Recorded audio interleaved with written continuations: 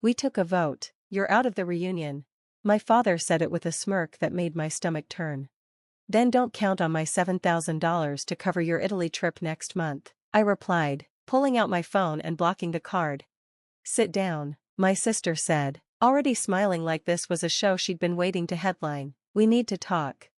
I hadn't even taken off my coat. The group chat just said family meeting, 6 p.m. No one told me why. Now here I was, still holding the gift basket I brought, like some idiot. My mom gave me a tight, polite smile from the armchair. Dad lounged on the couch, swirling wine like a king. My brother sat by the window, glued to his phone, pretending this ambush wasn't happening. What's going on? I asked, my voice steady but cold. Did someone die? No, my father said, too calmly, setting his glass down with performative care. We just took a vote about the trip. What vote? You're not coming, he said, flat, final. I stared at them, waiting for the punchline. You're serious? My sister leaned in, glowing. We think it's best for the group dynamic. Group dynamic, I repeated. Is that what we're calling betrayal now? You're always so tense, she continued, voice syrupy. Last year you argued with that waiter over the extra charge. Mom was mortified. I caught them overcharging us $80.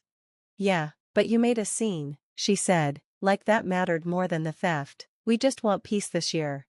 Mom chimed in without looking up. You've changed, honey, all these boundaries. Right, the same people who begged me to cover the villa deposit because Dad's bonus is delayed, $7,000 on my card. No one paid me back, just sent heart emojis. Let me get this straight, I said. You're cutting me out of a trip I planned and paid for. You offered, Dad shrugged. I didn't offer to be excluded. You've been uptight, my sister said, crossing her legs like a judge. You used to be fun. I laughed, short, dry. I started saying no, that's all. She kept going, like she couldn't help herself. Honestly, you ruined the vibe. The vibe? I echoed. You mean stopping you from charging endless spritzes to my card? You're overreacting, Mom said sharply. Don't make this ugly. I won't. I opened the travel app. Tap, blocked. Dad's phone buzzed. What was that? He asked. Me, canceling the card, the one I used to book your flights, hotel, and villa, the one you never paid back. You can't do that, my sister hissed. I just did. What are we supposed to do? The trip's in 3 weeks, my brother finally said. I looked at him. Figure it out, manifest the money. You're acting like a child, Mom snapped. I met her gaze. No, I've stopped acting like your ATM. Dad stood up, angry now. You're being spiteful. No, I said, pocketing my phone. I'm being done. I walked out, left them frozen, still sipping wine, still sitting in designer chairs they hadn't paid for. Tuscany? Gone. But this wasn't just a betrayal, it was coordinated. That night, I couldn't sleep. I stared at the ceiling, phone buzzing. My sister sent laughing emojis. I didn't reply. At midnight, my mom texted. Don't ruin everything, we still love you, you just made the trip difficult. Difficult? I was the one who made the trip happen. The next morning, my cousin Maya called. Hey, are you okay? How'd you find out? They posted about it. Posted? Where? Instagram. Jenny said you had a breakdown and canceled your own trip out of jealousy. My stomach dropped. She posted a boomerang of wine glasses, captioned it, when the toxic one finally takes himself out. #reunion prep #narcissist free. I was stunned, mocked online, cut out of my own plans, and now painted as the villain. That's not even the worst part, Maya said. She's been talking behind your back for months, telling people you're broke, that you begged to come, that you threatened to cancel if no one praised you. I stood up, dizzy. She said what? She's been spreading it to everyone. I think she's trying to isolate you. I didn't say goodbye, just hung up. That same hour, I checked the airline reservation, the one I booked. Guess who upgraded herself to business class? My sister. Using my card. $1,500 charged, just 2 days ago. Quiet, calculated. That was it. I called the airline. I need to cancel 4 tickets under my last name. All of them? The rep asked. Especially the one in seat 3A. Later that day, I showed up at my parents' house. When Mom opened the door, her face fell. You. Surprised? I said, stepping past her. You posted enough. Figured I'd show up for the encore. Dad looked up from his newspaper. Jenny was on her laptop, hunting for Airbnbs. You'll need a new card, I said. Jenny blinked. What? The flights? Cancelled. Villa? Gone. Tuscany? Over. You wouldn't. I did. You're sabotaging the whole thing. I smiled. No, you did that when you cut me out. Dad lowered the paper. Son, don't be rash. I turned to him.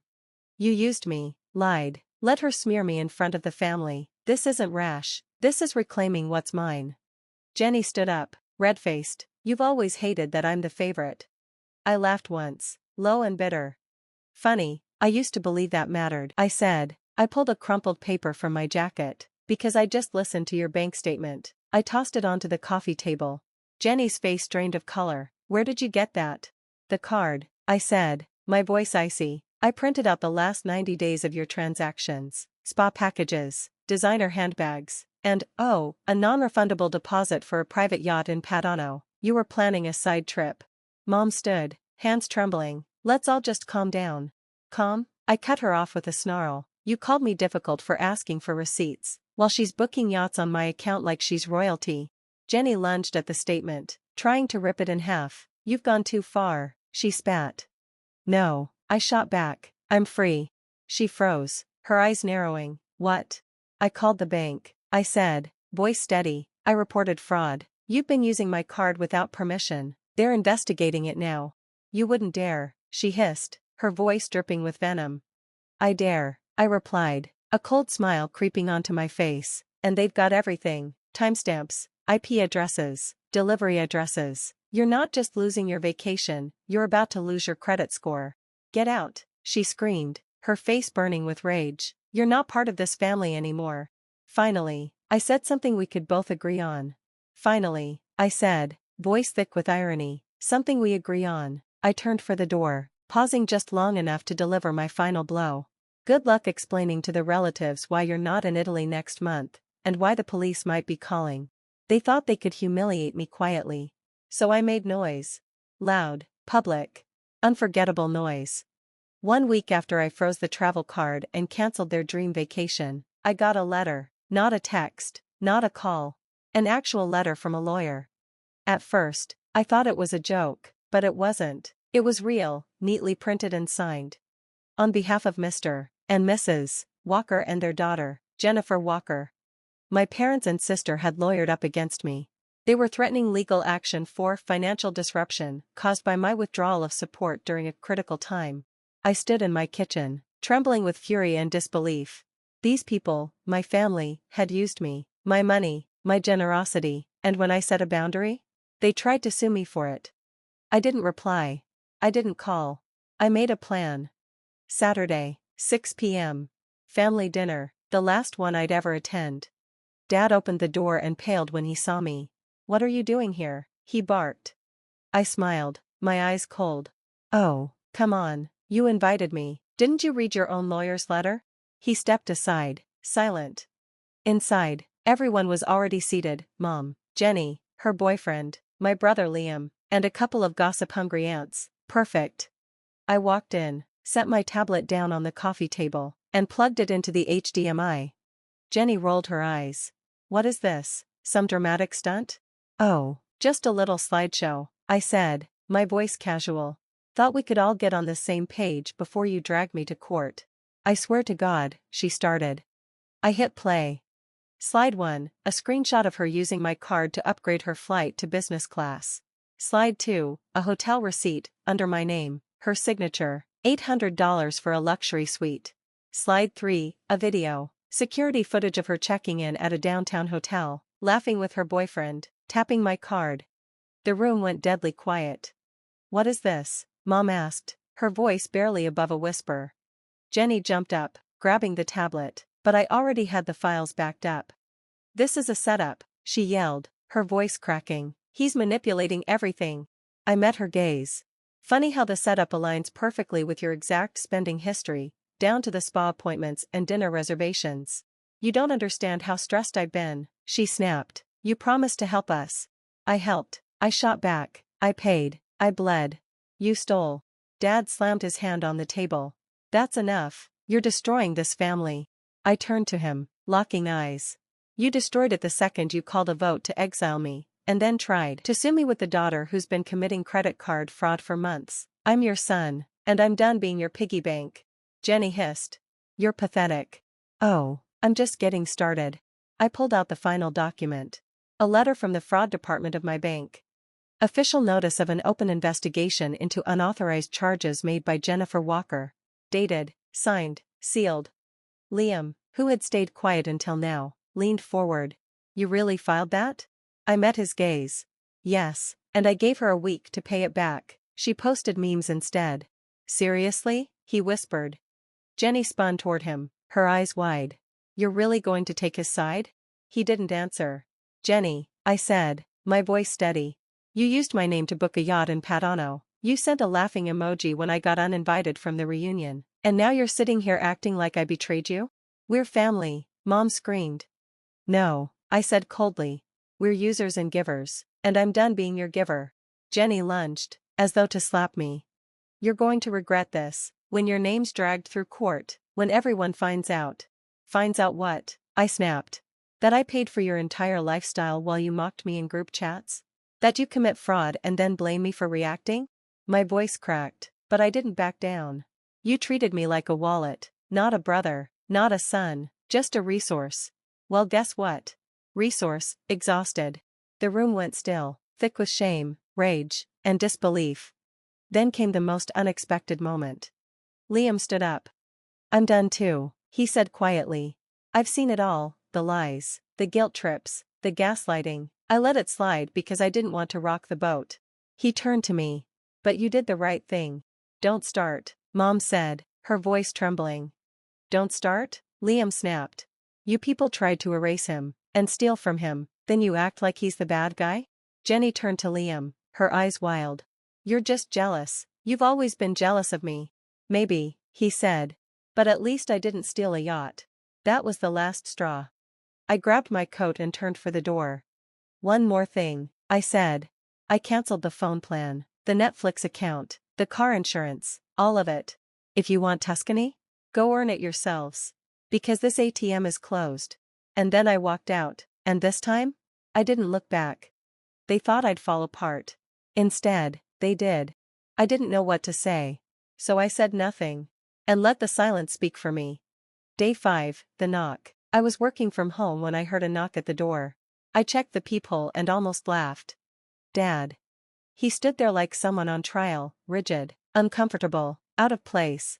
I opened the door but didn't move aside. Can I come in? He asked. No, just one word, firm, final. He flinched, tried to force a smile. I just wanted to talk. I leaned against the frame. Now you want to talk? He scratched the back of his neck. Your mom's not doing well. She's barely eaten since the dinner. And Jenny. Dad, I cut in, sharp. If you're here to guilt trip me, don't bother. I'm done being the family apology. His face tightened. That's not fair. No, what's not fair is how you let Jenny humiliate me, steal from me, lie to the whole family, and you stood by her like she was royalty. She's your sister. And I was your son, I snapped. I paid for your vacations, covered your bills, showed up when you didn't, and all I ever got was silence and side eyes. He said nothing. I didn't come to argue, he murmured. I came to say, we were wrong, all of us. I stared at him. You let them erase me. And now, when the money's gone, when Jenny's mess is finally too big to ignore, now I exist again? He didn't answer. But before he turned to leave, he asked, quietly, is there any chance we can fix this? I didn't even blink. No. And I shut the door. Day 6, the shift. The following Sunday, I slept in. Made strong coffee. Opened my laptop, not to think about Italy anymore, but Iceland. A solo trip. No guilt, no manipulation, no apologies. Just me, the sky, and the silence I earned. I booked it. Then I checked my phone, and saw a message that made me pause. It was from Jenny. Not a rant. Not an insult. Just, you win, hope you're happy. I stared at it for a long time. Then I typed. It was never about winning. It was about finally stopping the game. And I blocked her. The new normal. It's been weeks now. I moved, bigger place, brighter, quiet. Mine. I changed my number, closed the shared accounts, opened a new credit card, set firm boundaries with everyone, including Liam, who's still figuring things out. And you know what? I don't miss them. Not the chaos. Not the emotional blackmail dressed as family. Not the endless script where I'm always the selfish one for daring to say no. Now I've got something they never gave me. Peace. And any time the old guilt creeps in, when I wonder if I should call, or explain, or go back, I ask myself, would you set yourself on fire again just to keep them warm? The answer is always, no. They wanted to break me. Instead, I broke the cycle. I used to think being the good one meant saying yes. Yes to paying. Yes to forgiving. Yes to being quiet while everyone else yelled. But I was never the good one to them. I was the useful one. And the moment I stopped being useful, I became the enemy. That truth hit me like a punch one cold morning, 2 months after the dinner. I was on a cliffside trail, hiking alone, wind slicing through my jacket. Below me, the ocean churned like a storm barely held back. My phone buzzed. Voicemail, from my mother. We miss you. Jenny's in therapy, your father barely talks. Can't we just go back to the way things were? I laughed. Back? Back to what? To being their silent sponsor? To being erased and told it was love? To mistaking exhaustion for connection? No. Never again. A week later, a letter arrived. Handwritten, from Jenny. I don't expect forgiveness. I just want you to know I've lost everything, Brian. My job, my friends. Mom says you're happier without us. I think she's right. But it still hurts. I don't even know who I am anymore. She enclosed a check for $7,000. I stared at it. Not because I needed the money, I'd already rebuilt far more than they ever took. But because for the first time, it looked like accountability. I didn't cash it. I mailed it back with one line written on the envelope. You can't buy peace. I learned that the hard way. Final closure came on an ordinary Tuesday. I was at a bookstore, flipping through a novel, when I heard a voice behind me. Hey, is your name Walker? I turned. A woman in her 30s, toddler on her hip. I'm sorry, she said. I think you helped my sister once, years ago, with rent. She told me your family turned on you. I blinked. Yeah. She said you taught her what boundaries look like. She smiled. Just wanted to say thanks. And she walked away. I stood there, frozen, heart pounding. A stranger. Someone I didn't even remember helping. And yet, my story had echoed. Not in drama. Not in headlines. But in quiet transformation. Here's the truth I wish someone had told me years ago. You don't owe anyone your destruction. Not for love. Not for loyalty. Not even for blood. Family isn't who you're born to. It's who respects you when you say enough. And me? I said it. I meant it. And I never looked back. Final line. I'm not their ATM. Not their scapegoat. Not their safety net. I am free. And I will never pay for my own silence again.